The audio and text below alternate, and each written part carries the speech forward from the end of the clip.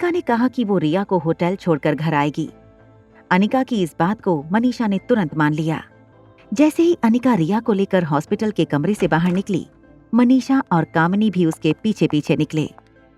अनिका को टैक्सी में बैठते हुए देख मनीषा ने कामिनी से कहा, मैं घर चलकर डॉक्यूमेंट्स बनवाती हूँ, तू जाकर अनिका का पीछा कर। अनिका आर्यन को लेकर टैक्सी में बैठने लगी। टैक्सी के चलते ही कामिनी भी अपनी गाड़ी में अनिका के टैक्सी का पीछा करने लगी। आर्यन ने अपनी जेब में सनी का दिया हुआ फोन रखा था।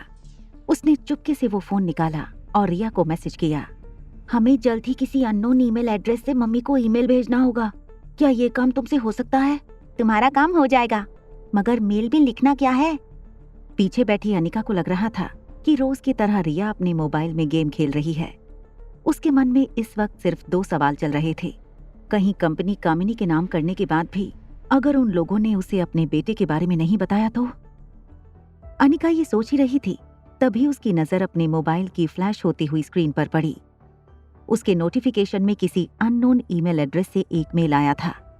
उसने जब मेल खोलकर देखा तो वो मैसेज पढ़कर हैरान हो गई। उसमें लिखा था, मैं तुम्हारे बेटे के बारे में सब कुछ जानता हूँ, तुम एग्रीमेंट साइन मत करना। टैक्सी होटल पैराडाइज के गेट में एंटर हुई। गेट पर पहुंचते ही आर्यन टैक्सी से उतर गया। अनिका को अचानक ही एहसास हुआ कि वो होटल पहुंच चुकी थी। आर्यन ने बड़ी इनोसेंटली अनिका से पूछा, मॉम, क्या तुम वापस जाकर एग्रीमेंट पर साइन करने वाली हो? नहीं, मम्मा कहीं नहीं जा रही। अनिका आर्यन का हाथ पकड़कर होटल के अंदर जाने लगी। ठीक होटल के दरवाजे पर कामिनी ने उसका रास्ता रोक लिया। कामिनी की आंखों में लालच साफ नजर आ रही थी। तुमने मम्मी को कहा था कि तुम घर आ रही हो एग्रीमेंट साइन करने। तुम अपनी जबान से बदल कैसे सकती हो? क्या भरोसा है कि तुम लोग भी अपनी जबान से नहीं बदलोगे? ये कहकर अनिका ने लिफ्ट का बटन दबा दिया। अगर तुम कंपनी चाहती हो तो पहले मेरे बेटे को मेरे सामने लाओ। अगर मुझे मेरा बेटा मिल गया, उसी वक्त मैं कंपनी तुम्हारे नाम कर दूंगी। बात अभी खत्म नहीं हुई थी कि होटल की लॉबी में शोर मचना शुरू हो गया। सारे लोग एक ओर दौड़ने लगे। एक तकरीबन 50 साल का आदमी अचानक जमीन पर गिर गया था। सब चिल्ला रहे थे, अरे कोई डॉक्टर को बुलाओ, कोई डॉक्टर को बुलाओ। रिया, तुम ऊपर कमरे में जाओ, मैं अभी आती हूँ। रोहित सोफे पर बैठा हुआ लैपटॉप पर कुछ काम कर रहा था। तभी डोरबेल बजी। रोहित ने दरवाजा खोला तो सनी हांफता हुआ दरवाजे से अंदर आया और पीछे से दरवाजा बंद कर लिया। क्या हुआ? तुम इतना हाफ क्यों रहे हो? उनकी सारी इन्फॉर्मेशन लेकर आया हूँ। नाम अनिका गुलेरिया। बचपन में वो काफी मोटी थी। 6 साल पहले कुणाल डोगरा के साथ उनकी शादी भी हुई थी। अनिका ने एक बच्ची को जन्म दिया और फिर उसके पापा गौतम गुलेरिया ने उसे कहीं भेज दिया। ये सारी बातें लगभग 6 साल पहले की हैं। ये सारी बातें सुनकर रोहित एक गहरी सोच में पड़ गया। अचानक रोहित का ध्यान उसके कमरे में लगे सिक्योरिटी मॉनिटर पर गया। उसने देखा कि होटल की लॉबी में काफी लोग इकट्ठा हो गए हैं। होटल लॉबी के ठीक बीचों बीच एक 50 साल के करीब का आदमी जमीन पर लेटा था। उसके हाथ पांव में कोई मूवमेंट नहीं थी। उसके पास ही बैठी उसकी वाइफ जोर जोर से मदद के लिए लोगों को बुला रही थी। लोगों की भीड़ में से जगह बनाकर कामिनी बीच में आई और सबसे कहा, I am a medical student, let me handle it. Kamini ने उस आदमी की नब्ज चेक की।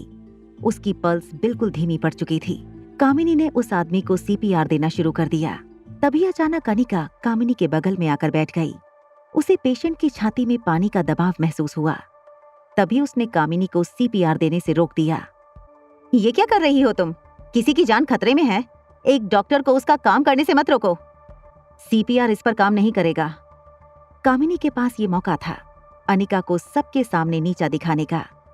कामिनी ने लोगों से कहना शुरू कर दिया, ये लड़की एक स्कूल ड्रॉप आउट है। मेडिकल साइंस के बारे में इसे कुछ नहीं पता। आप लोग मिलकर इसे यहाँ से हटा दीजिए। ये मुझे अपना काम करने नहीं दे रही है। उस वक्त अनिका किसी की बात सुनने के मूड में नहीं थी। वो दौड़कर रिसेप्शन के पास गई। वहां से फर्स्ट एड किट लेकर आई। पेशेंट के पास आकर अनिका ने कामिनी को धकेल दिया। कामिनी ने मौका देखते ही लोगों से कहना शुरू किया, कॉल द पुलिस। प्लीज आप लोग दूर हटिए। पेशेंट को सांस लेने में तकलीफ हो सकती है। अब उन्हें तकलीफ नहीं होगी क्योंकि तुमने हमेशा के लिए उनकी सांसें बंद कर दी हैं। जैसे ही कामिनी ने ये कहा, नीचे लेटे आदमी की छाती एक झटके से उछली और वो आदमी तेज सांस लेने लगा। आगे की कहानी जानने के लिए देखें अगला एपिसोड सिर्फ पॉकेट एफएम के यूट्यूब चैनल पर। और एक लड़की को देखा तो के सारे एपिसोड को सुनने के लिए डिस्क्रिप्शन में दी गई लिंक से डाउनलोड करें पॉकेट एफएम ऐप।